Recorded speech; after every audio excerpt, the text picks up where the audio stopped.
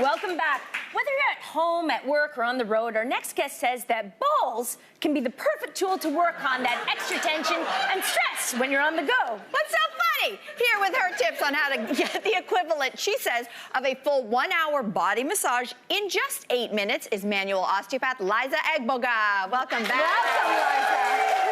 I love this.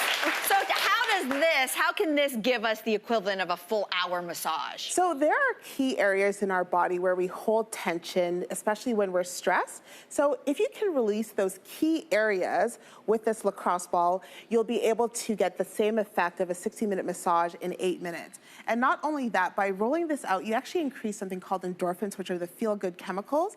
And you're also able to improve your posture, which means that you'll definitely have a long-lasting feeling of that 60-minute massage in just 8 minutes. Love it. Okay, Liza, I need to ask you a question that I think a lot of people have been asking themselves for a very long time. Are all balls created equally? No, Jess, they are not, in fact. Okay. So I find that golf balls, for example, are too hard, and tennis balls, they have too much give. Right. But a lacrosse ball, which is what we'll be using today, it has the right amount of bounce, and so it's able to release muscles effectively and the fascia effectively without causing any injury. So the lacrosse ball, or they have specific balls called massage balls that are made for this use as well. A lot of people are familiar with the foam rollers to try to roll out any issues. So how does this stack up against a foam roller? So foam rollers are great, but they're actually not very portable. So try putting your foam roller in your handbag. In your carry-on luggage? Yeah, exactly.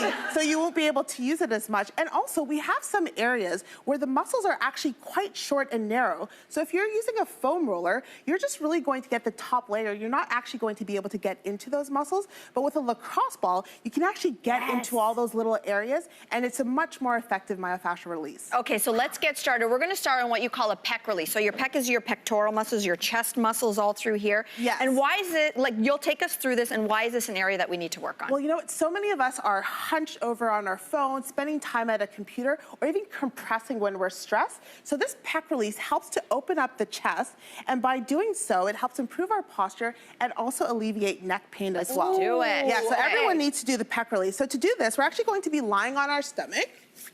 Okay. Okay.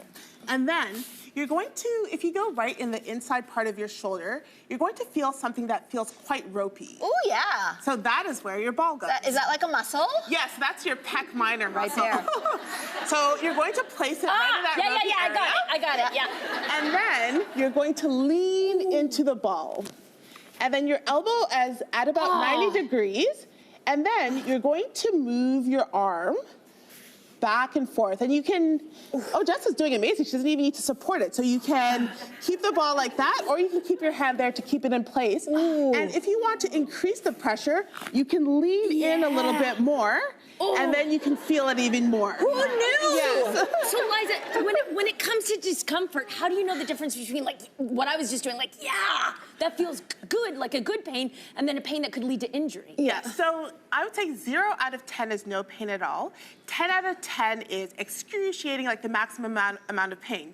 So with this, you never want to get above a 7 out of 10. Okay. So 7 or below, if you're going above that, you may be causing damage or injury instead of doing a great release. Okay. We're gonna stay down here because next you have a hip flexor release to show us. What should we know about this exercise? First, you should know I love it. The reason is because we spend so much time sitting and so much time in a flex position that most of our hip flexors are super tight.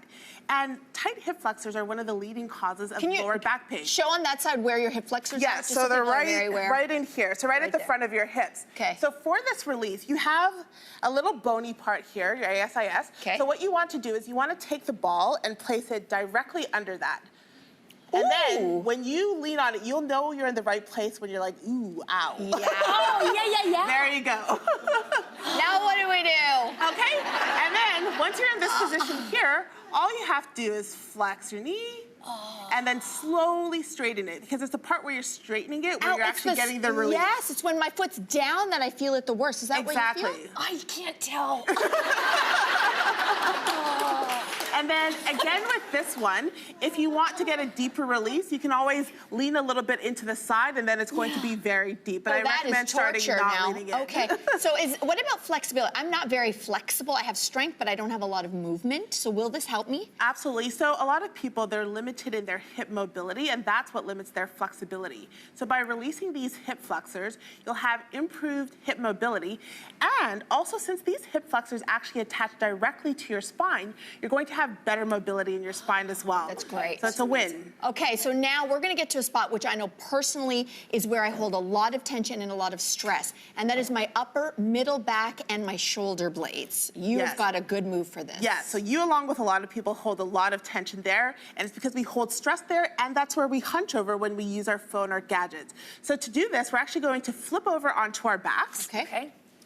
And the ball is actually going to go right in between the spine and the shoulder blade. Okay, let's see here. Spine and the shoulder blade. Oh, yeah. And then you can put your hand under your head to support it. Oh, this is awful. Yes. Oh, good. Oh, my Lord. And then again, your elbow's going to be at 90 degrees, and you're just going to move it up. Can I just do this? And down. Oh, it really hurts. And this one can be quite painful because for most people, this area is quite inflamed and quite tight. I think I'm already broken. Oh my gosh, it feels really good. But let's talk about where I get a lot of pain, and that is where? I don't know what to call it. You know your haunches? I get yes, your haunches. so much pain. I get like, would upper buttocks be more like? Yes, you could call them your upper buttocks for sure. So that's what do you got for me? So for this, the hip flexor release is actually great in helping to release some of the tension there because it's the opposite muscle. Yes. But we can also do the glute release. And the glute release is so important as well because it attaches to the lower back too, and that's the area where you're experiencing discomfort. Yeah. So to do that, we're going to be lying on our back with our knees bent. And then you want to place the ball right in the center of your glute. So that nice meaty part there. And then you want to go in and lean on it. So you should already feel it just by leaning on it. Yeah. And then you're going to bring that knee towards the floor. Okay,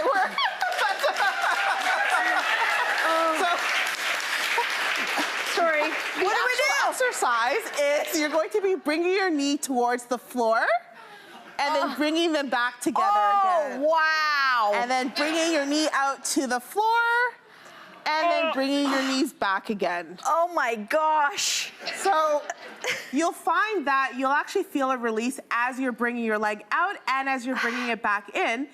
And you can even move it around the glute because it is a larger muscle so that you can address different areas of the glute. Wow, that's a good one. Hey, Liza. That's exactly what the doctor ordered. Liza, thank you so much. These are wonderful exercises. Thank you. We'll be right back right after this break.